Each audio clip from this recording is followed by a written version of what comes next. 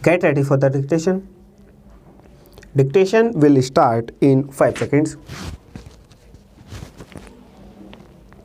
Start.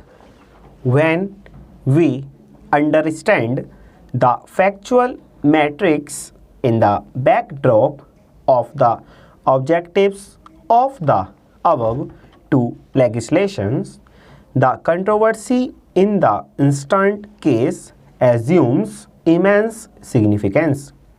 There is an interest of the bank in recovering the non-performing assets on the one hand and protecting the right of the blameless tenant on the other. The Rent Control Act must be construed as such. A landlord cannot be permitted to do indirectly what he has been barred from doing under the Rent Control Act. More so when the two legislations, that is the SSC Act and the Rent Control Act, operate in completely different fields.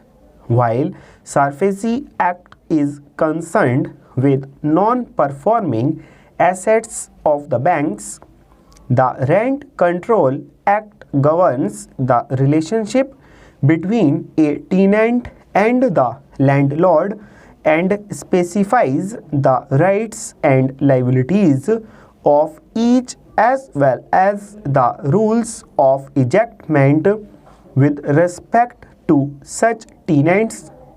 These provisions of the SSC Act cannot be used to override the provisions of the Rent Control Act. If the contentions of the learned counsel for the respondent banks are to be accepted, it would render the entire scheme of all rent control acts operating in the country as useless and nugatory.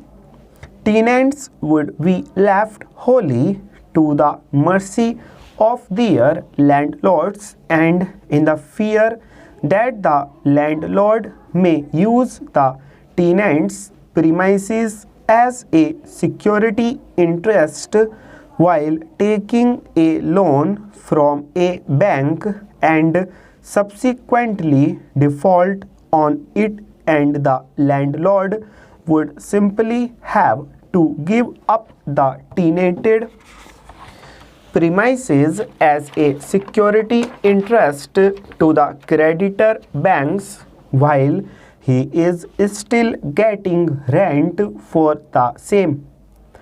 The case of default of the loan, the maximum brunt will be borne by the unsuspecting tenant who would be evicted from the possession of the tenanted property by the bank under the provisions of the SSC Act. Under no circumstances can this be permitted, more so in view of the statutory protections to the tenants under the Rent Control Act and also in respect of contractual tenants along with the possession of their properties, which shall be obtained with due process of law. The issue of determination of tenancy is also one which is well settled.